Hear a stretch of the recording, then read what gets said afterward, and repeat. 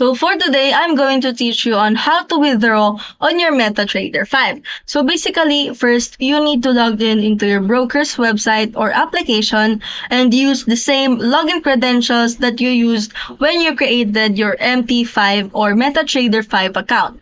After that, you need to find or navigate to the withdraw or funds section, and this is where your real money is managed and not inside the MT5 or MetaTrader 5.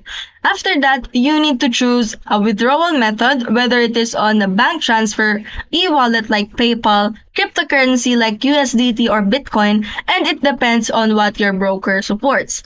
After that, enter the amount as well as your bank details or e-wallet informations, or just make sure that your name matches your account to avoid the rejection.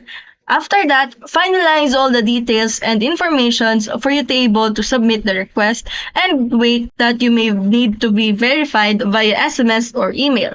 And it takes up to 1 to 5 business days and often instant or the same day on e-wallets. While on the cryptocurrency, it is fast, but it depends on the blockchain congestion. And just a quick tips that always verify your broker account, just like ID and proof of address. And do not try to withdraw from inside the MT5 application because it won't work. Why? It's because MT5 application is just for a demo account or demo account. Check for withdrawal fees before confirming as well.